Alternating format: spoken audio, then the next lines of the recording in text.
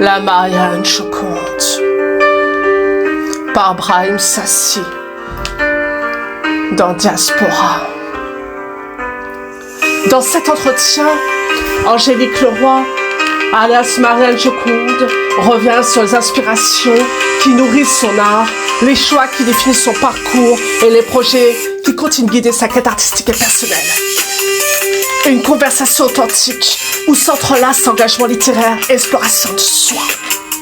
Marianne Choquante, pseudonyme d'Angélique Leroy, est une poétesse et autrice contemporaine dont l'œuvre interpelle pour sa profondeur et son audace. À travers ses textes, elle explore des thématiques essentielles telles que l'identité, l'émancipation féminine et la quête de liberté, tout en revendiquant une créativité sans limite. Avec son style singulier, mêlant poésie et théâtre, elle façonne une écriture intimiste et universelle qui transforme chaque mot en une réflexion poignante sur la condition humaine. Diaspora. Quelles ont été vos principales inspirations pour choisir le pseudonyme Marianne Choquante et que représente-t-il pour vous? J'ai choisi ce nom de plume comme un profil de Human Design. C'est mon allégorie poétique pour mission de vie. Je suis une femme multiple, avec plusieurs cordes à mon arc. Je me suis reconvertie en qualité d'art thérapeute. J'ai de traits de caractère très forts, mon combat contre les injustices. Femme de loi militante. J'ai été déléguée du personnel et conseillère prud'homme. Présidente d'association de théâtre, parents d'élèves élus. Très impliquée dans de nombreuses associations culturelles ou de défense de l'environnement depuis mon plus jeune âge. C'est mon côté Marianne. Celle qui pense au changement et apporte des solutions au dysfonctionnement. Puis j'ai un trait très fort pour l'art, à l'esthétisme. Je réclame l'accès à la culture pour tous. J'ai un regard optimiste sur ce qu'il est possible de mettre en place, en toute humanité avec le visage de la Joconde, au sourire éternel et intemporel. J'assume mes responsabilités avec mon monde intérieur, mon univers. J'ai une âme animiste qui accorde de l'importance à tout avec émerveillement. Je suis très bisounours. Objet de voyage, tableau comme trésor de chacun de mes souvenirs. J'aime voyager dans les cultures.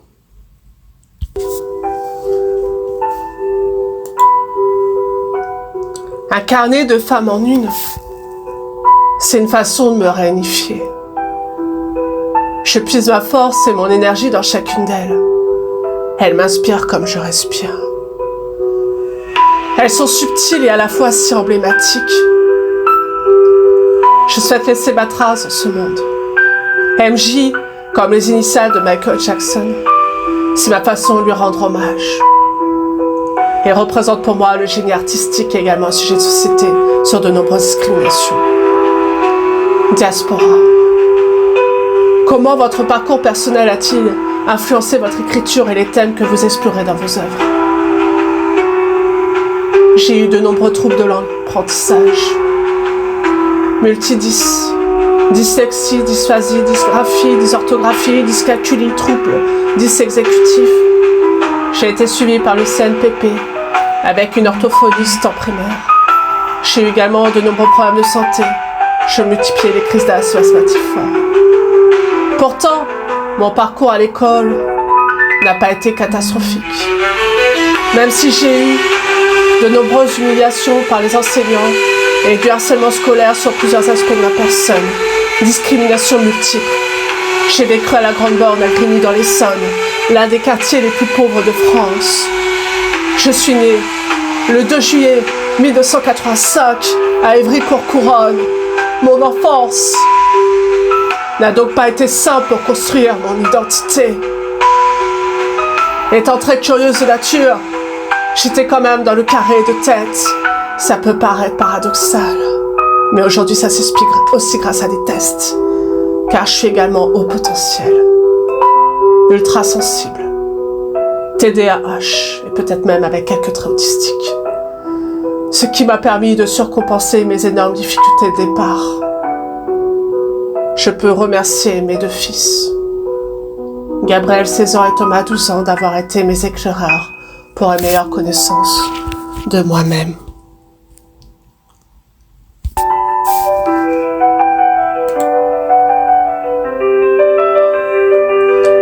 J'ai beaucoup écrit dans mon enfance sans jamais terminer.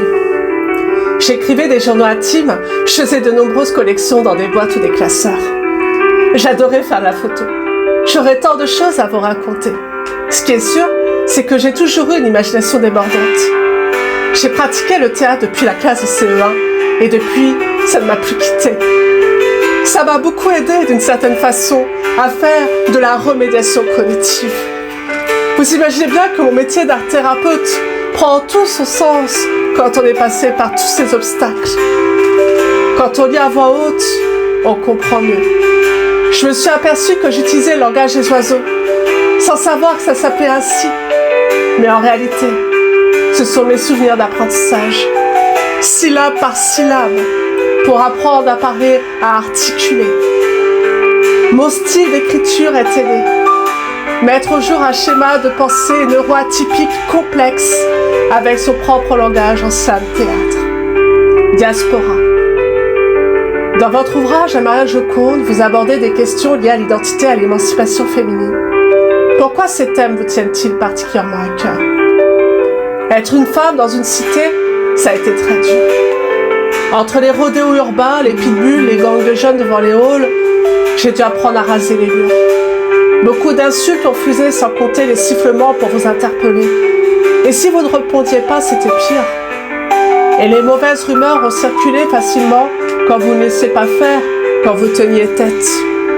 Et puis, il n'y avait pas non plus la liberté de s'habiller comme on voulait, ni d'aimer ce que l'on veut. C'était aussi la mode de porter des marques, comme signe d'appartenance.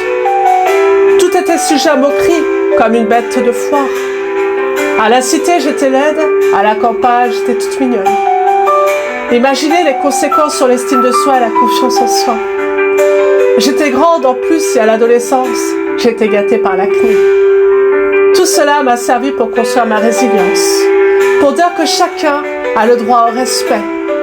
Et c'est vrai qu'il y a encore beaucoup de chemin à faire pour la tranquillité des femmes. Les femmes ne connaissent pas leur corps et les hommes ne les connaissent pas réellement non plus.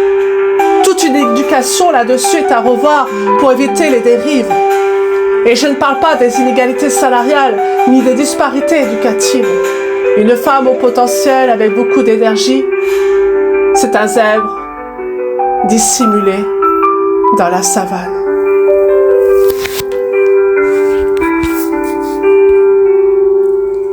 La Marianne Joconde. À mort, jusqu'à la mort.